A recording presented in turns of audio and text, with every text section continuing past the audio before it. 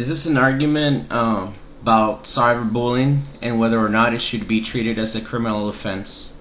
In the United States, although there are no laws that directly target cyberbullying, the use of internet or mobile devices to harass, cause harm to another person, or intimidate another person is considered to be a criminal offense. Many argue that when bullying involves color, sex, disability, religion, sexual orientation, or race, it should fall under the category of harassment, which is considered to be an actual criminal offense here in the United States. The law should construct the severity of the punishment for the offender based on the outcome of the cyberbullying incident. It should not generalize, but instead treat each case individually to protect the rights of the offender, or in this case, the person being bullied. New York Times writer Paul Butler, who's a former federal prosecutor, argues that in the United States we don't actually need any more laws, but rather a national public campaign to inform people, to educate. He believes that actually would be more beneficial.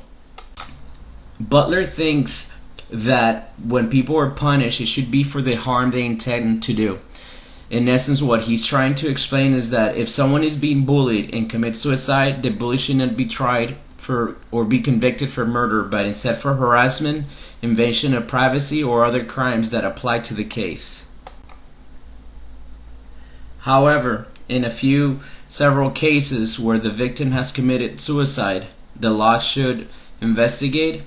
It should also determine if the harassment or the invasion of privacy had an effect on the victim and it led that person to commit suicide due to the bullying. Bullying that has such an effect to the point where the victim may have felt there was no option but that of taking their own life. In these cases, the bully should be persecuted and held accountable in someone else's death. Recently, in a 3,000 student study of how those being bullied felt, 8% attempted suicide, ran away, or refused to return to school. Another 37% felt angry, while 24% felt helpless. The study also showed that males experience anger and females experience self-pity and depression.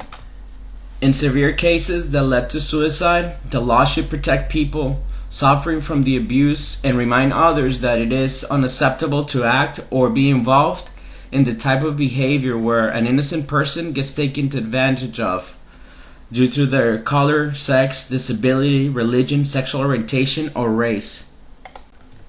For example, we have the case of Tyler Clementi, who was a freshman at Rutgers University, who was also a talented and inspiring violinist from Richmond, New Jersey, and who, according to all his friends, pretty much just kept to himself. Well, Clementi jumped from the George Washington Bridge. This was after finding out that his roommate, Duran Ravi, had streamed video of him having intimate relationships with another man. Ravi had also sent texts to his friends inviting them to watch his Twitter account, where he posted feeds of videos that show Clementi with his partner. Ravi was tried for invasion of privacy. Ravi also later admitted to having had recorded Clementi several times. Ravi's attorneys claimed that the plaintiff had recorded the encounters because he was afraid that Clementi's intimate partner will steal his computer. This by no means clarifies why Ravi would share the video with others. Ravi made his victim feel extremely violated, causing his victim, Mr. Clementi, to actually end his life to avoid dealing with public shame, which actually brings us to the next point that makes us pause and think for a second. Is it fair? On May 21st, 2012, Ravi was only charged and sentenced to 30 days of jail, 3 years of probation, 300 hours of community service, and a $10,000 fine, and counseling for cyberbullying. Doesn't seem enough.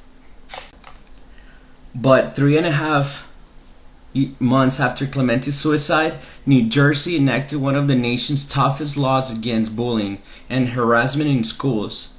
Governor Chris Christie, here on the picture, was the sending vote needed for the law to pass, and it actually did. This is one of the great civil rights and laws in New Jersey's history, and to have a fairly conservative Republican governor sign it, it sends a resounding signal to other states to act and place laws that protect their civil rights, not only against bullying, but against harassment or any other type of violation. Now for schools, among the list of requirements, schools and districts will be enforced to run anti-bully programs. The law also states that harassment, intimidation, or bully can lead to suspension or even expulsion from school, whether it's public or private. The question is, what do we hope these laws will do for the students?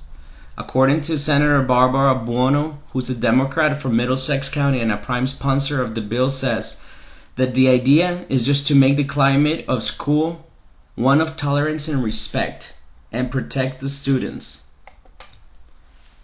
Ultimately, the law needs to find a common ground where the victim is protected and the offender is actually held accountable for the level of their offense, remembering that negligence can be something simple to something severe. Which I want to leave this with a closing statement and a thought for you guys. If we are in a car accident and cause the other car to need a few repairs, we have to pay for it, or insurance has to pay for it. But if we're in a car accident and someone is killed due to negligence, such as drinking and driving, the punishment is determined by the severity of the case. In cyberbullying, law should be treated the same way.